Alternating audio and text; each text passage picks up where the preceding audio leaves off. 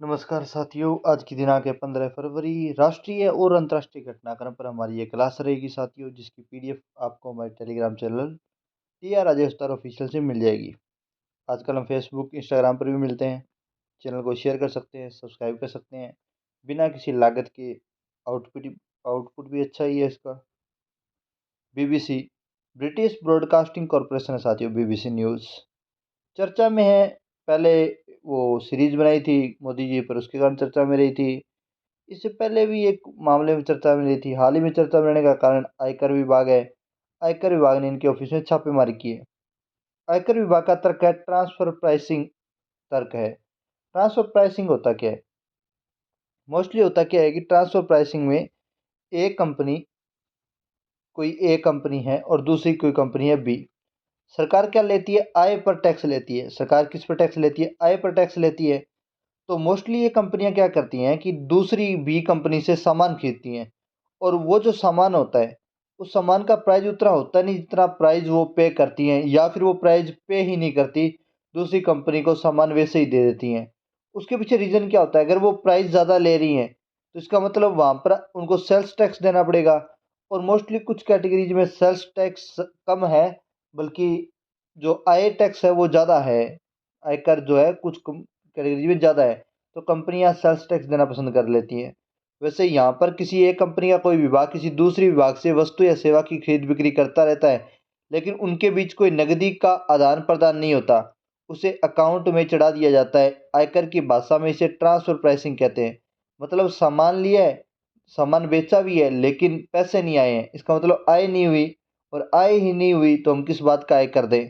तो इस प्रकार भी कई कंपनियां आपस में डील करती हैं, जिसे ट्रांसफर प्राइसिंग बोलते हैं। ये भी गलत है। वेस्ट टू हाइड्रोजन प्लांट साथियों, पुणे में स्थापित किया जा रहा है। देश का पहला वेस्ट टू हाइड्रोजन संयंत्र है साथियों। द ग्रीन बिलियंस लिमिटेड की तरफ से इसे स्थापित है किया जा रहा है। महंगाई दर जनवरी माह की साथियों, थोक महंगाई दर 4.73% है। खुदरा महंगाई दर का आंकड़ा आया तो था, मैं भूल गया उसे। लगभग ये भी 10% के आसपास था। 10 नहीं था, कम था, सॉरी। केंद्रीकृत लोक शिकायत निवारण और निगरानी प्रणाली साथियों, CPGRAMS साथियों। केंद्रीकृत सेंट्रलाइज्ड जो लोक शिकायत निवारण और निगरानी प्रणाली है, ये केंद्र सरकार का पोर्टल है साथियों, जिस पर आम लोगों की शिकायतें सुनी जाती हैं और उनका निवारण किया जाता है। 12वां विश्व हिंदी सम्मेलन साथियों, फिजी गणराज्य के नांदी शहर में आयोजित किया जा रहा है, और फिजी के प्रधानमंत्री एस राबुका हैं, 7वें राबुका। निक्की हेली साथियों, भारतीय मूल की रिपब्लिकन नेता हैं। 2024 के अमेरिकी प्रेसिडेंट चुनाव के लिए इन्होंने दावा प्रस्तुत किया है, निक्की हेली ने। बांग्लादेश के 22वें राष्ट्रपति साथियों, मोहम्मद शहाबुद्दीन चप्पू बांग्लादेश के 22वें राष्ट्रपति हैं। और यह बात ध्यान रखिएगा, निर्विरोध निर्वाचित हुए हैं। बांग्लादेश में एक व्यक्ति केवल 2 कार्यकाल तक राष्ट्रपति पद पर बना रह सकता है, इसलिए पिछले वाले जो राष्ट्रपति उनके 2 कार्यकाल हो चुके हैं। तुर्की ए साथियों, राष्ट्रपति हैं रेसेप तैयप अर्दोगन। तुर्की में हाल ही में भूकंप आने का चर्चा में रहा था। कल चर्चा में रहने का कारण ये था कि इन्होंने पाकिस्तान के प्रधानमंत्री की यात्रा करवाने से मना कर दिया।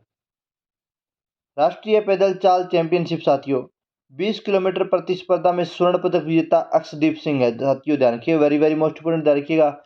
राष्ट्रीय पैदल चाल चैंपियनशिप के विजेता कौन है? तो अक्षदीप सिंह है। विश्व चैंपियनशिप और 2024 के पेरिस ओलंपिक के लिए इन्होंने क्वालिफाई कर लिया है, और इस चाल में इन्होंने राष्ट्रीय रिकॉर्ड भी तोड़ दिया है साथियों, और नया राष्ट्रीय रिकॉर्ड बनाया है। 1 घंटे 19 मिनट 55 सेकंड का ये नया राष्ट्रीय रिकॉर्ड इन्होंने अपने नाम दर्ज किया है। इसी के साथ हमारी आज की क्लास यहीं समाप्त होती है साथियों। चैनल को शेयर कीजिए, सब्सक्राइब कीजिए। जय हिंद, जय भारत।